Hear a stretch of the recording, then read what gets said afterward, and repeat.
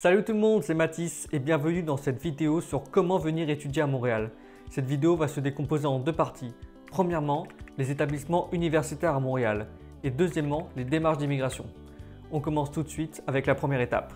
La première étape consiste à trouver un établissement universitaire dans lequel vous pouvez être accepté. Pour cela, il y a 4 principales universités à Montréal, 2 anglophones et 2 francophones. Pour les anglophones, McGill et Concordia. Pour les francophones, l'UQAM et l'Université de Montréal. Dans l'Université de Montréal, il y a également Polytechnique et HEC. Je vais vous présenter rapidement les programmes disponibles à l'Université de Montréal pour vous donner une idée de ce que vous pouvez étudier à Montréal. Tous les liens sont en description pour les 4 universités afin que vous puissiez regarder l'étendue des programmes disponibles et choisir celui qui vous correspond. On va voir tout de suite ce que propose l'Université de Montréal en termes de programmes et comme vous pouvez le voir, il y a une liste énorme de programmes disponibles. Vous pouvez clairement trouver votre bonheur, quelque chose qui vous plaît. L'université de l'UQAM propose des cours équivalents à ceux de l'université de Montréal, c'est juste une différente université. Concordia et McGill proposent des cours semblables à ceux-là, mais en anglais. Chaque université a sa spécialité. Par exemple, l'université de l'UQAM est très fort en administration des affaires. McGill va être très fort en médecine. L'université de Montréal va être très fort en mathématiques. Polytechnique Montréal va être très fort en ingénierie, comme il s'agit d'une école d'ingénieurs. Il y a également HEC Montréal pour ceux qui veulent se spécialiser dans l'administration des affaires. Étant moi-même étudiant à Polytechnique Montréal, je vais vous présenter les 12 principaux programmes qui sont disponibles à Polytechnique. Il y a l'aérospatial, le biomédical, chimique, civil,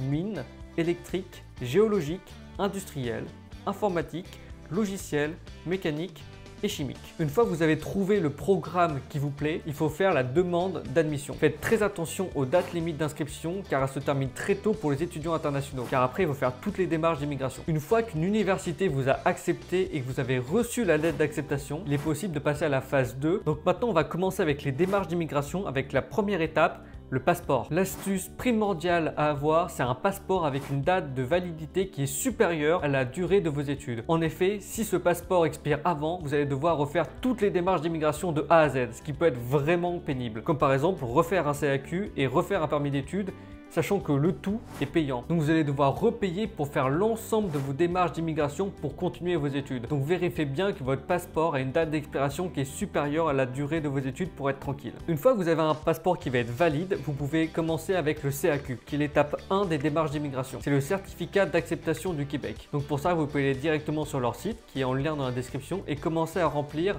avec les documents nécessaires. Donc comme je l'ai dit un peu plus tôt, vous allez devoir payer pour obtenir votre CAQ. C'est un service qui est payant comme l'ensemble des démarches d'immigration au Canada et vous devriez recevoir votre CAQ d'ici quelques jours ou quelques semaines. C'est assez rapide de le recevoir. Une fois que vous avez reçu votre CAQ, vous pouvez passer à l'étape 2 qui va être le permis d'études. C'est ce qui va vous permettre de venir étudier à Montréal. Pour cela, vous pouvez directement accéder au lien dans la description pour continuer avec ces démarches. Pour obtenir votre permis d'études, il vous suffit de fournir les documents qu'ils demandent. Ça va être votre passeport, le CAQ, une lettre de votre banque certifiant que vous avez assez de fonds pour subvenir à vos besoins à Montréal et payer les frais de scolarité et plein de formulaires que vous allez pouvoir remplir. Vous allez voir aussi que dans le permis d'études, il vous demande des données biométriques. Si vous êtes en France, il y a 2 points pour faire ces empreintes-là, à Paris et à Lyon. Pour les empreintes biométriques, c'est très simple. Vous avez juste à aller dans le lien dans la description, prendre rendez-vous et aller donner vos données biométriques. Une fois qu'ils ont pris vos données biométriques, ils vont les rentrer directement dans votre dossier de permis d'études pour continuer les démarches. Une fois que vous avez fourni tous les documents nécessaires, vous avez juste à soumettre la demande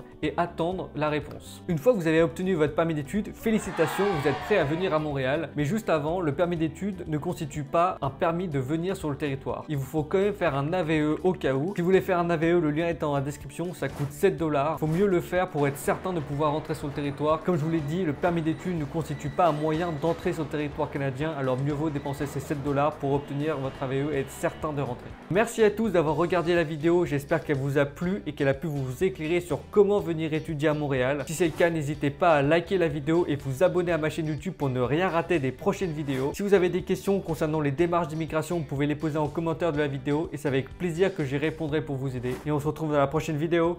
Ciao!